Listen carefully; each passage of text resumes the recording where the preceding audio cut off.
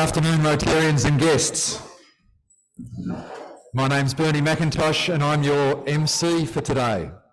We would like to acknowledge the Wurundjeri and Bunurong people of the Kulin Nation and also pay our respects to Elders past, present and future, and extend that respect to all Indigenous Australians present today. And welcome to our hybrid meeting to those online, but also to you in the room. Thanks today will be given by past President Robert Fisher, followed by the Loyal Toast presented by President Adrian. Please ensure your glass is charged. Thank you, Bernie. Thinking about remarkable achievements of our guest speaker, James Tompkins, there are arguably some parallels between Olympics and Rotary. Well, maybe a few. So here goes. In the Olympics, sometimes decisions are made to hold back and work with teammates, exhibiting heroic displays of goodwill and kindness. In Rotary, we strive to be truthful, fair, build goodwill, and build friendships. In both the Olympics and in Rotary, it takes a lot of discipline, focus, self-sacrifice, support, feedback, mentoring, failure, resiliency, persistence, and motivation to be successful. In both the Olympics and in Rotary, how you perform matters in an individual context and also based on group or team outcomes. In both the Olympics and in Rotary, a highly diverse group of people can come together, compete, or work with each other, and come away respecting their fellow human beings and admiring each other's accomplishments. For good food and friendships in Rotary, we give thanks. Well, thank you, Robert. And Rotarians and guests, a toast to Australia and Rotary International. Australia, Rotary International. Thank you, and please be seated.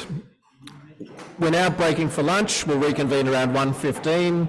And for those online, please take up the offer of the Zoom breakout rooms, which will open shortly. Thank you. So members, visitors and guests, it's my great pleasure to welcome you all to our 35th meeting of this Rotary year. It's our 4,978th club meeting in our 102nd year. And it's only 7 weeks until the Rotary International Convention is here in Melbourne. Our guest speaker today is James Tompkins, OAM, 3-time Olympic gold medalist rower. James will be speaking on doing the right thing in sport is sometimes hard and sometimes easy. James will be more fully introduced by our chairman, Rob McGurk, later in the program, but in the meantime, would you please join me in making them both welcome?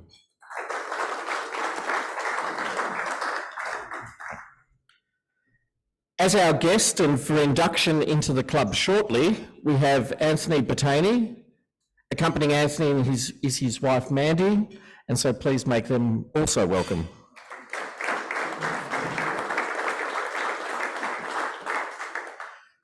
We have a number of guests of Rotarians here today, so could you please stand when I announce your name and remain standing for our club to welcome you in our traditional manner. We have as a guest of Reg Smith, Barrett Kaya, guest of Mary Barry, Catherine Gill, and a guest of Bernie McIntosh, Kat Sayers. Please join me in making them all welcome. Thank you.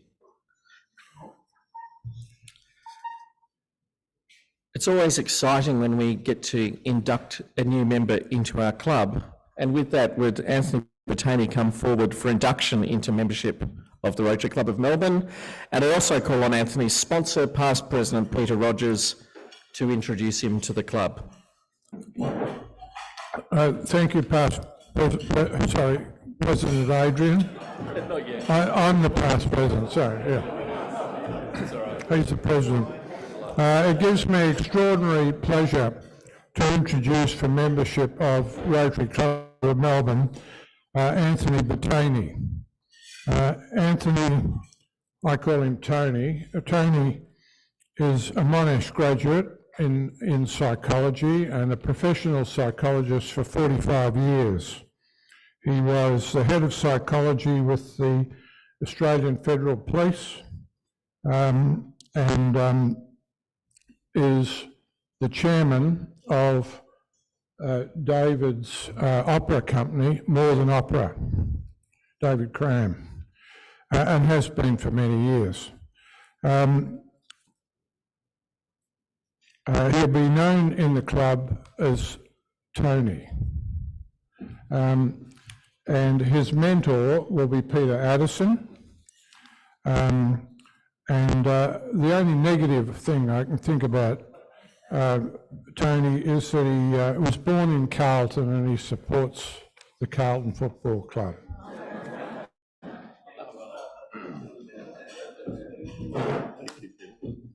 Very good. Yeah, come up here, Anthony, or Tony. So Anthony Batani, we welcome you as a member of the Rotary Club of Melbourne. Today you enter an organisation of more than 1.2 million members in over 35,000 clubs in more than 200 countries, embracing the internationality of Rotary. We believe that you have the personal and professional qualities that will ensure the principles of Rotary will be safe in your keeping. The Rotary badge you will receive in a moment, and I hope you will wear with pride, indicates your commitment to the object of Rotary, to which we all aspire, to encourage the ideal of service above self. We expect that you will become an ambassador from us into the community in which you live, and we ask that you convey Rotary's aims in all that you do. We look forward to your pursuing with us the great work of Rotary. So with this expectation, I offer you the right hand of fellowship and ask that members rise and join me in welcoming you to membership of the club. Welcome.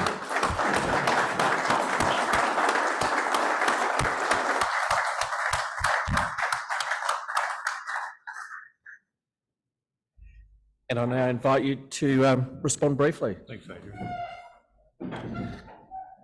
So in preparation for my response, I had a couple of meetings with my sponsor, Peter Rogers, and in the first meeting he said, remember you've got 1 minute. In the second meeting he said, I hope you remember you've got 1 minute. And I was going to read a poem, but I'll just read part of the poem, Kipling's If.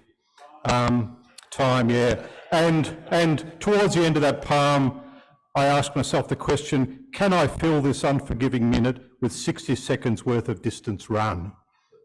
And the relevance of that to me is that I'm now working part-time. I've looked at what I want to do with my time. I've had some terrific discussions with Peter and David about Rotary and what it does. And I looked at the vision for Rotary Melbourne, and it's about a voluntary charitable organisation with humanitarian services that makes difference to the lives of people in all sorts of communities. And it really resonates with me. I've done this sort of thing in other organisations for many years, in particular in the arts. And when I came along to the meeting a while ago, the thing that really struck me as a long-suffering, long-time chairman myself of a not-for-profit charitable organisation with volunteers is that you've got an agenda and you keep to time, and the people who step up know what they're doing. And I just think that as a chairman, I just am so impressed with that. So that's really something that took my interest. And I also want to thank Reg Smith. I had a fantastic meeting with Reg over coffee at Brunetti's, and he really encouraged me to believe that this is a really good decision for me. It's something that I'd thought about. Well, I was tossing it up. And after that meeting with Reg, I really felt that this is a place where I can make a contribution. So I thank you for that, Reg. The other thing that persuaded me was Mandy and I have lived in Collins Street for 22 years. My place of work is 200 metres from where I live in Collins Street. My doctor, my dentist, my lawyer and my city club are in Collins Street, and now my Rotary Club is in Collins Street. So thank you for welcoming me, and I look forward to getting to know you. And the other thing that Reg said, the final thing I'll say, he said, don't go jumping onto every committee that people invite you to join. Sit back and have a think about what you want to do and how you want to become involved. So I look forward to catching up with you. I look forward to making a contribution. Thank you. Thank you, Tony. Well, as we celebrate our newest member, we also celebrate some member anniversaries this week as well. This week, David Cram and Bev Brock both celebrate 17 years with our club. Alistair Urquhart, 23 years, and an omission from last Wednesday, Rosemary Nixon, 6 years. Now, David is here today, and I thought I'd shine a light on David's career and service to Rotary. David Cram is an Englishman from Surrey. He was born into a musical family and he showed great aptitude for the piano from an early age. He made his conducting debut at the Spoleto Festival at the age of 21, and he held many senior musical positions in Europe before coming to Australia in the 1970s to work with the Australian Opera in Sydney, followed by a position of music director of the State Opera of South Australia.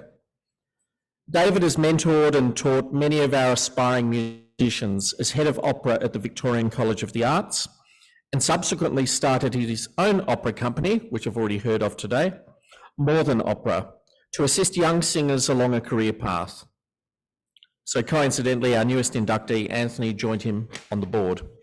In Rotary, David is the chair of our Arts Committee, a unique committee focused on service via the arts. This committee manages our club NGV visits, our architectural walk, at the Writers' Festival, and summer music at the Bowl. David was recognised with a Paul Harris Fellow for his service to Rotary via arts-based programs, having led the Sudanese Children's Music Project and supported our efforts with the Acclaim Opera Awards. And of course, David plays our national anthem at the end of each meeting. In his own words, David follows the motto of participate and enjoy, and via the Arts Committee, finding new and different ways to take on the challenges of today. The club acknowledges the value of the arts as one method to achieve those aims. Congratulations, David.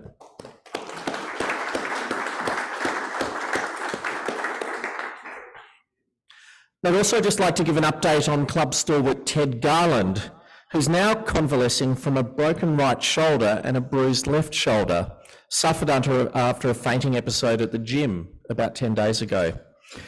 He's in good spirits, but has been told he'll have to remain at Epworth Camberwell until after Easter.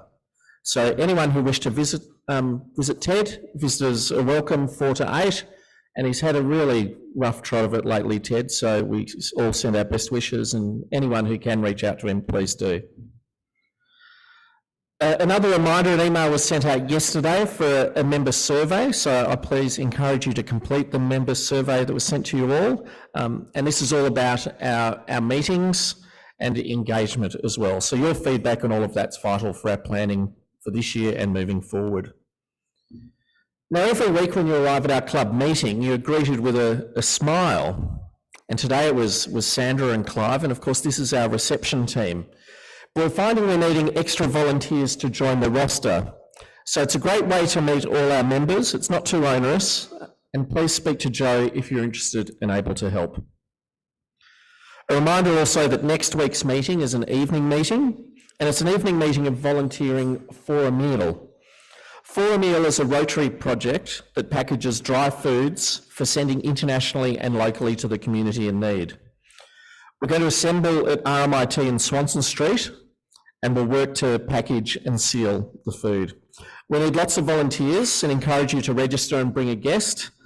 I'll certainly be trying to sort of twist the arms of my teenage sons to come along, so anyone who has family, friends, staff, anyone at all who'd like to get involved in this great project, please come along.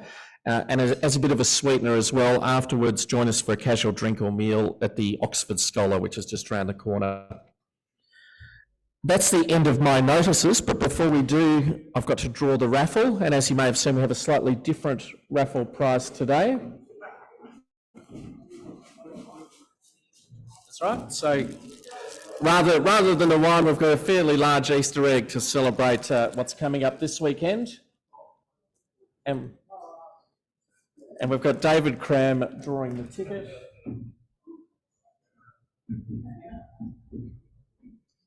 Purple F60. It's a purple F60.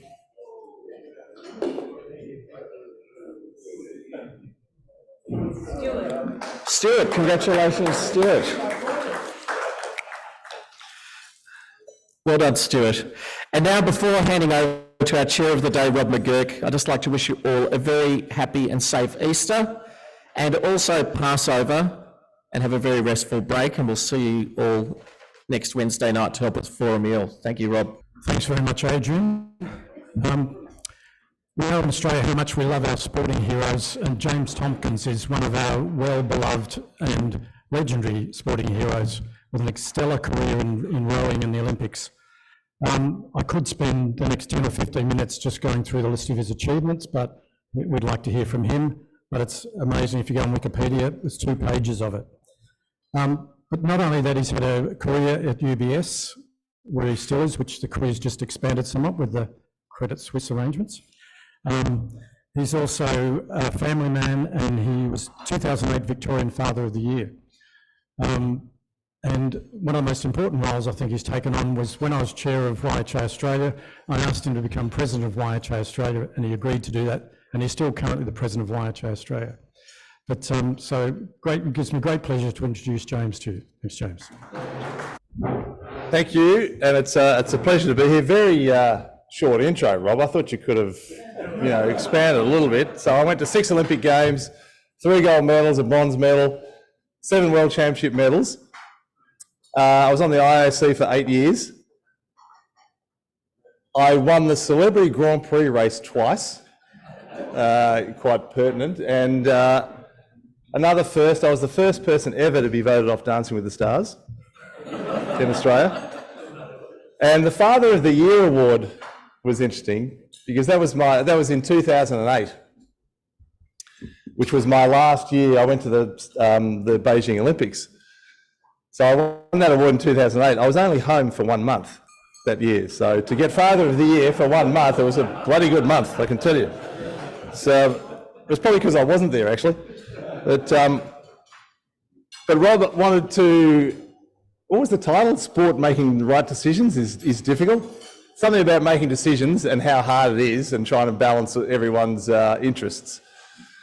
So I thought, Tony, I've got 20 minutes as opposed to your 1, so I'm going to go for it. I've got 3 areas that I wanted to talk about. One, and this is all around having been on the IOC and how the Olympics operates, which is amazing. One is around the new sports coming in. 2, around, or in particular, Belarus and Russian athletes competing and the decisions around that. And then 3, around transgender. So 3, in my time with the IOC, 3 fairly significant issues to try and balance and deal with. So the first one's new sports, and just a bit of context. So the IOC, which owns the Olympics and runs the Olympics, generates about $5.5 billion of revenue over a 4-year period. So that's predominantly through television rights, through sponsors, and they're sponsors that take a whole category, so a financial category, automotive category, IT category, so major sponsorship, and then secondary sponsors and ticket sales. So $5.5 billion over a 4-year period. About 93% of that gets distributed back to sport in 3 ways. 1, to national Olympic committees. So there's 207 national Olympic committees. And believe it or not, about 50% of those rely 100% on IOC funding. 2 is the international federation, so all the sports. And there's 35 odd sports in the Olympics. And again, more than half of those rely again on all of the funding out of the IOC. They wouldn't exist unless the IOC was actually able to generate money and put it back into sport. And the third one is host cities. So Brisbane, for example, Brisbane will receive between 1.8 and 2 billion US dollars from the IOC to support them in hosting the games. So people see the games as this huge juggernaut and fantastic event, one of the few remaining global events that we have. They always say that the IOC member, it's full of largesse and there's a huge amount of funding involved, but what they don't realise is that 50% of the national Olympic committees and most of the sports rely 100% on that funding to get them by. So, all of that funding doesn't sit with the IOC, it gets, 93% gets distributed out. And the remainder obviously to help run the IOC offices. And that is one of the reasons why golf and tennis came back into the Olympics. People say they shouldn't be Olympic sports. The Olympic tennis tournament isn't at the same level as Wimbledon or golf. We've got the Masters on this weekend. Why is golf back in there? And it's a real balancing act. I did agree with those thoughts, but when you realise the context of having to generate funds to support all of the country, well, a lot of the countries to actually come to the games. If you don't have countries coming to the games, you don't have an Olympics. And so there's got to be a pragmatic approach of bringing sports back into the games that help generate revenue that then gets distributed out to poorer sports like rowing and cycling and what. I'm not going to name the poorer sports, but there's a lot of sports that need support. The first tennis tournament was, I think it was Seoul. The first time, Seoul or Barcelona, I can't remember. But I remember the final. Miroslav Machia won the Olympic gold medal, and not many people had, only tennis aficionados had heard of him, but you wouldn't have known too many of the other competitors. The men's semi-final at the London Olympics, Nadal, Federer, Djokovic, Murray. So over that period, all of a sudden, and Andy Murray ended up winning the thing, and it's one of the proudest moments of his career. He's had a phenomenal career, and the same with golf. Over time, that will, people will realise, well, I've won all these majors. It'd be nice to get the games to go. But the idea is that it helps with the revenue generation. So at first glance, you think, they're fully professional sports. It's not the number one event for those athletes. Why is it in the games? Well, maybe not, but there is another motive of commercial aspect around that. And then you look at the new sports coming in: surfing, skateboarding, rock climbing, breakdancing. Well, I know you're rolling your eyes there, but I actually went to Mumbai to the World Breakdancing Championships and wrote the report for the IOC to get it included into the Paris Games. And it's a beautiful story. Anyway, so the whole, I've got to be mindful of my time. Again, the whole idea is the youth of the world now and the urbanisation that is occurring. Sports need to be in city environments. Tony, I mean, you haven't left Collins Street for 40 years, so you need breakdancing, 3-on-3 basketball, rock climbing facilities on the sides of buildings to be able to participate in sport. Instead of asking people to go to facilities, bring the facilities into where everyone is, which is in the cities. And that's why surfing, not so much, but skateboarding, rock climbing, breakdancing, those sorts of things. And again, on the commercial side, a whole new demographic for the sponsors and for television rights to try and attract, which then, of course, 93% distribution keeps the whole movement moving forward.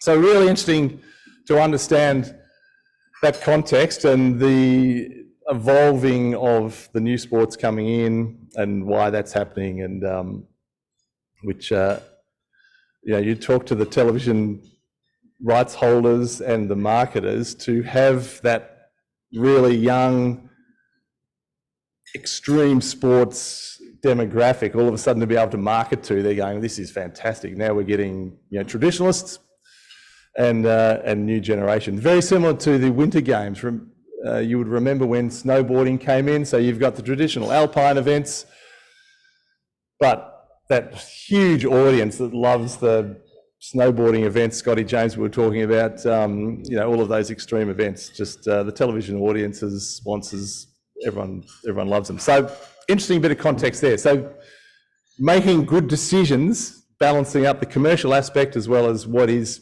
traditional sport was one of those things. Now, one of the other areas that I'm going to touch on is the notion of penalising athletes when a government or a governing body makes really poor decisions. And it's hard. Because on one hand you want to send a message, but on the other hand, in the Olympic Charter, sport is used as a tool for peace, for bringing the world together. So, you know, I was over in Sochi when we had the drugs issue, not only of Russian athletes doping, but the Russian doping authorities helping Russian athletes dope. So you've got both, the athletes and the authorities. So terrible, terrible situation. But the IOC took the approach that you can't, for all of the Russian athletes doing the right thing, and they had to prove that they were training offshore for the last couple of years and they were being tested by other countries' independent testing authorities, so proving their innocence. How can you penalise those trying to do the right thing with a blanket ban? So the IOC took the view of, if you could prove that you were clean, you could compete under a neutral flag. With the Russian invasion of the Ukraine, initially, it was all Russian, Belarusian athletes were banned. And then there was a change of thought, and it came back to that notion of using the games to bring the world together, for, you know, using sport for peace. And you look at the Olympic Village, where you've got Muslims and Christians side by side, you know, whatever, race, colour, creed, you've got everyone in the Olympic Village and you're all there for sport and there's no issues whatsoever because you've all got a single focus on one thing. And all of those barriers mean nothing. And that's the beauty of the village, and that's the example that the IOC are trying to make to the rest of the world. So blanket banning athletes who don't have any say in what their governments are doing is pretty tough. So again, allowing, and it's, you know, it is very controversial, and a lot of countries are taking stances against the IOC, but if you're banning athletes from attending the games, how is that bringing the world together? How is that helping the athletes actually coming together and talking about things and potentially going back to their home countries and speaking up? So again, really, really difficult decisions to make, and the nuance and context is really, really important to understand. And that then brings me on to, and we're going to have questions after this, so far away, then the whole transgender issue. So the Olympic Charter has got itself into a bit of an issue in that on one hand, there can't be any discrimination on any basis whatsoever. So you can't preclude anyone from competing on any basis. And the second aspect is that they have to ensure a level playing field. So in this instance of you know, transgender athletes or athletes that have got an extra chromosome of one sort or the other, or a different makeup, on the one hand you want to include them to avoid any discrimination whatsoever, but on the other hand, in particular for the female athletes, how is that a level playing field for those athletes? And it's there's been commissions and working groups all full of experts trying to come up with a solution to this issue, but the IOC essentially said it's too hard. We'll leave it up to the sports. So each individual sport now has to determine how they want to go forward. Athletics has come out really strongly, and it seems in that 400 to 1500 metre event, areas where the biggest issue is. I think almost half the field in Rio. There's a term for unusual sexual organ sort of stuff, it's not that term, where you might have a set of each male and female, and so it gives you a huge testosterone boost or whatever. So I think there was like half the field, half the final in the 800 metres in Rio was in that situation. So it's up to the individual sports. So athletes have come down really strongly. Equestrian or archery or shooting, not so much, because that's far more skill based, far less strength based. So each sport is trying to wade through that balancing act of not discriminating but ensuring a level playing field. And it's as you could imagine, it's really, really difficult to make a fair decision. And, you go, is it most good for most number of people? Do you create a separate category? In the Paralympic Games, you've got all sorts of different categories. Do you want to have that in the games, in the big games? Or if you actually, there's probably some medicos in the room, males are XY, aren't they? And females are XX, is that right? Correct? Okay, so if you are born with any Y, then you go into the men's division. Whether that's fair or not, I'm not sure. Then there's the notion of reducing testosterone.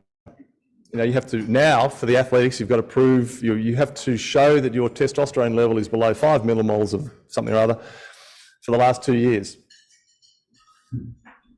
That's fine. It's still a very elevated testosterone level. But what about that person going through puberty, muscle growth, bone density, all of the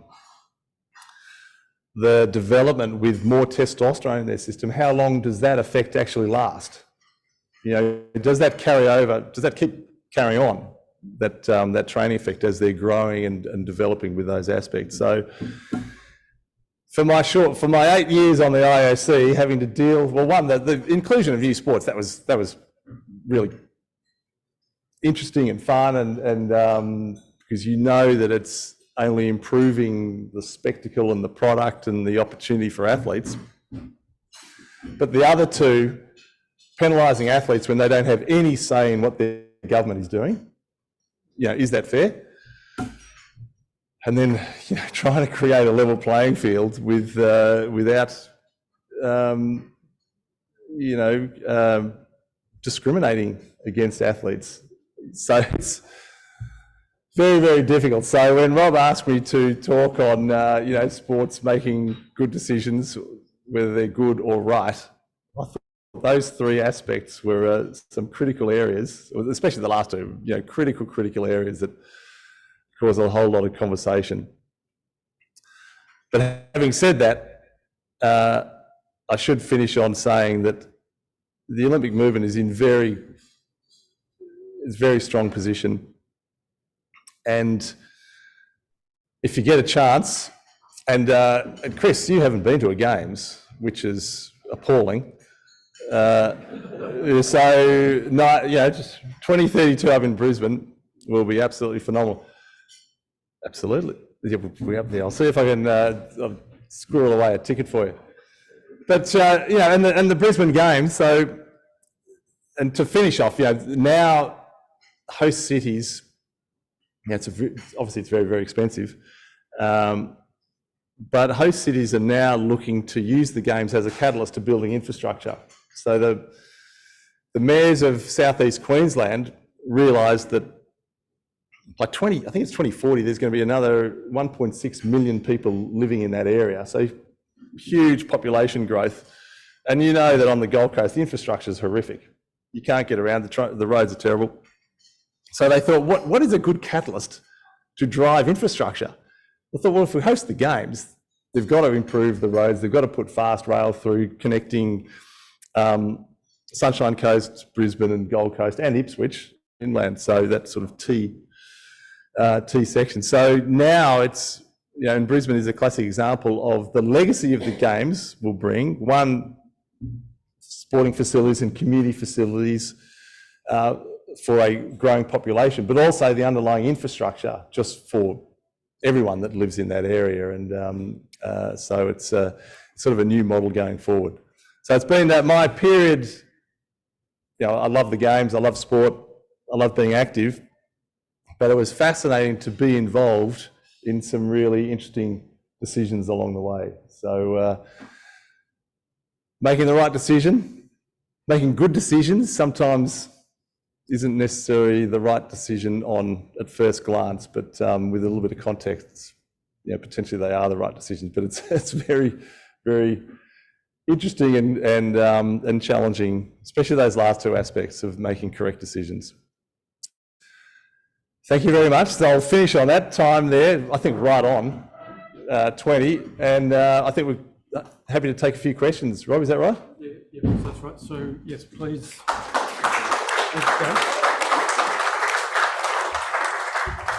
Thanks very much, James. Yeah, challenging time, even in our societies, making decisions at a local level, let alone you're making them at a global level, which is also subject to scrutiny, cross-examination.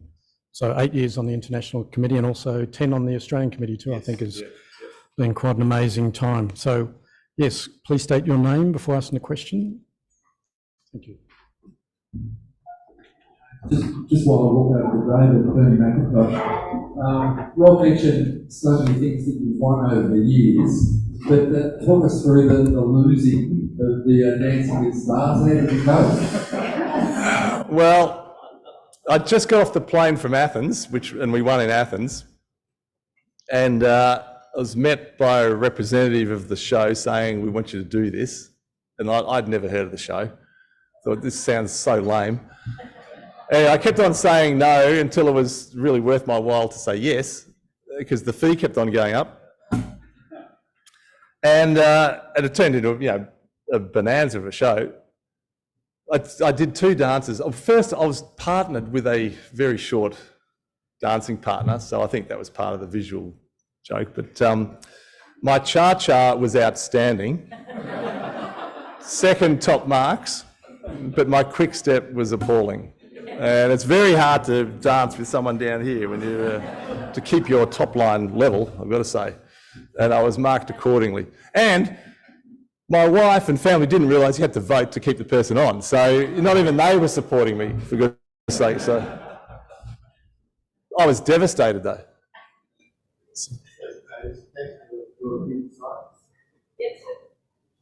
I'm mindful of the personal nature for yourself, having achieved such success and greatness at a period of time, and rather here and the children who get what you can aim to balance family life, sporting. Yeah, that's you're right. I've got three daughters, all of them mentally weak because they didn't take up rowing.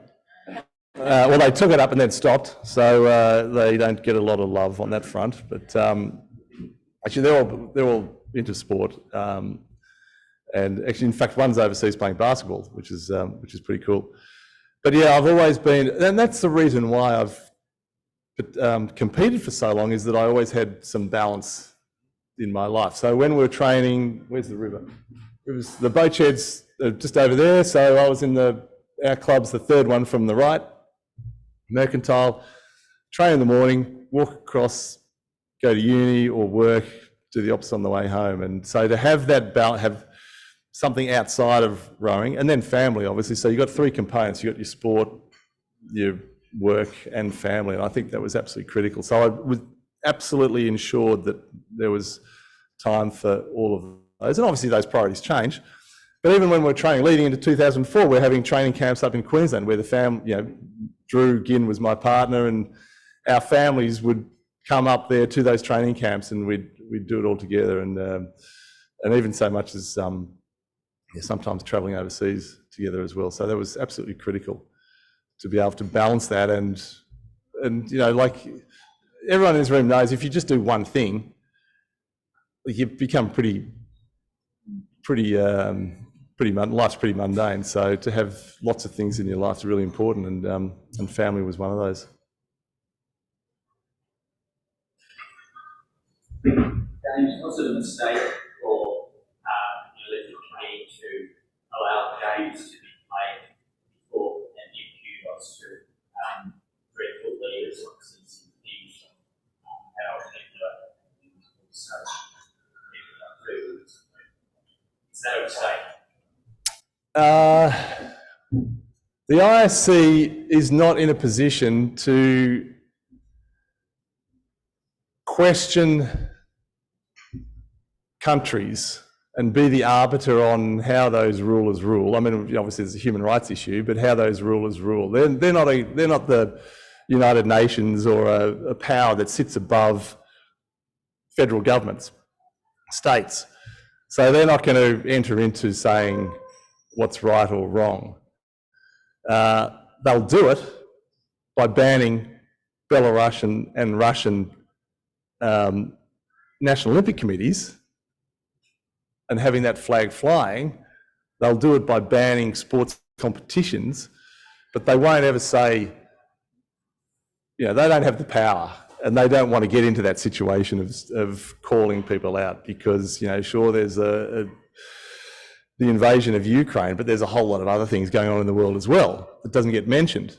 So if they go down that path, do they have to start scoring every single government, every single leader? It's you can't do it. James, Philip, question on the transgender. I noticed with the National Cycling Championships in America, they had male, female, and non-binary. And so my question is it going to be the world governing bodies of a sport that will make the decision how they do it, and the Olympics will IOC follow suit, or will the IOC ask for suggestions but then make their own decision? That's a very interesting one that I haven't thought about, actually. Because if the governing body says we're going to have three classes, feed that back up to the IOC, but then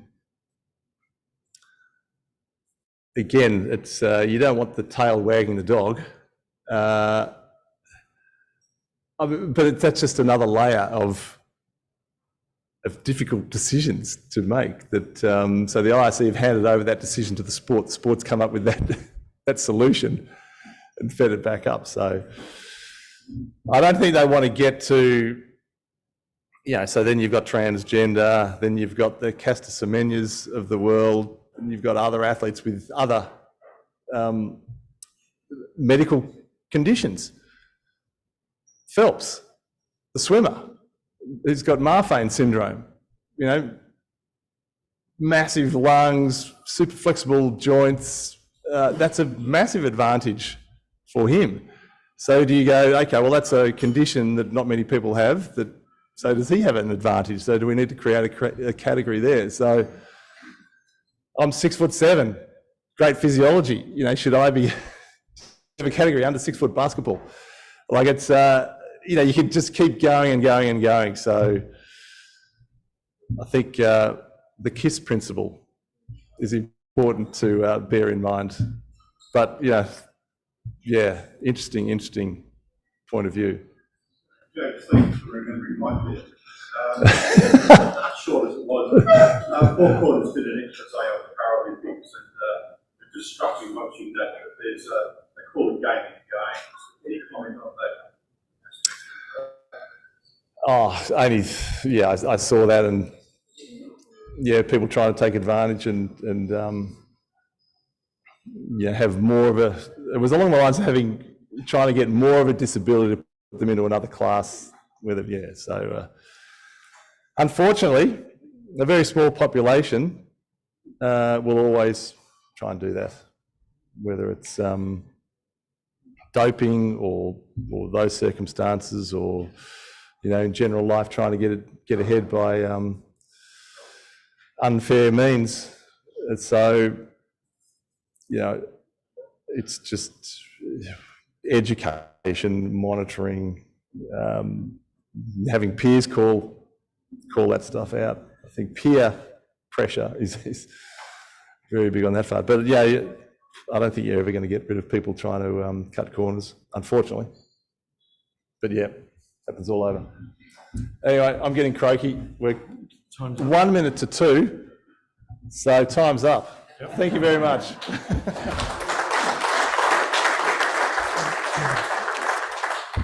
So again, thanks very much, James. Very interesting. Lots of moral dilemmas there. It'll be debated for many years, I imagine.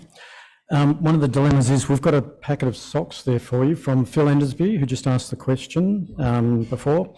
And they're 200% Australian, and I gather they'll fit you, and they seem pretty big from the box. They feel heavy. From that, yep. They should. They've got a bit of weight to them. What else is in here? I am. It's like the IRC of the old days. Right. Yeah, that's right. Gold bars on the bottom, yes. You didn't say that. Chatham House rules, by the way. Yes, that's right. That was never mentioned. That was a long time ago. Yeah. Thanks, Joe. Congratulations.